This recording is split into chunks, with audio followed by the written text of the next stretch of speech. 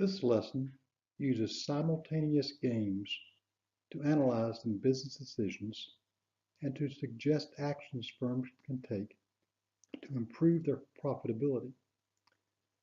The lesson will explore 4 types of games: pricing by duopolist, advertising by duopolist, wage negotiations between labor and management, and sourcing. These 4 types of decisions represent only a small fraction of the business settings that are games. The goal is to use the analysis of these decisions to build an understanding of games that a student can use whenever she encounters a game. You might care because a good understanding of game theory can help you make better decisions in a wide variety of settings. We've already mentioned pricing, advertising, and wage negotiations.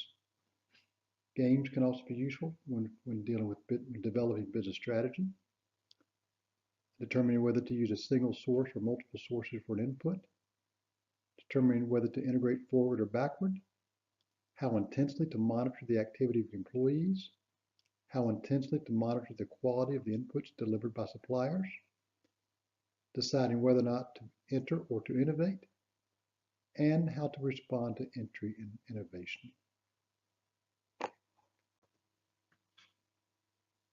We have 6 main points. A game occurs whenever the payoff to one player depends not only on the actions taken by that player, but by the actions taken by other players. Armstrong and Colopy, in an article entitled Competitor Orientation, argue that the firm serves its shareholders best by focusing on its own return, not by focusing on beating the competition. The natural equilibrium occurs when each player maximizes payoff given the strategies chosen by all other players. Simultaneous games occur when all players act while ignorant of the actions taken by the other players.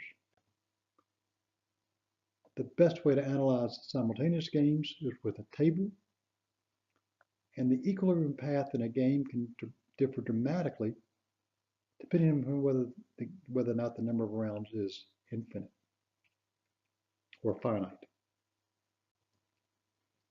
At the end of the game, or end of the lesson, the successful student should be able to state evidence that firms who focus on maximizing returns do better than firms who focus on beating competitors.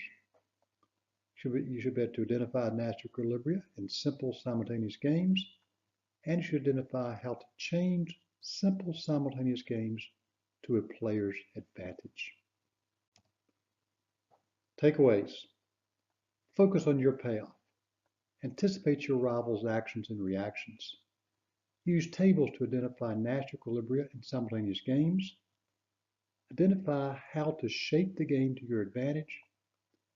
And then recognize that repeated games with an uncertain ending are better than games with a fixed number of rounds.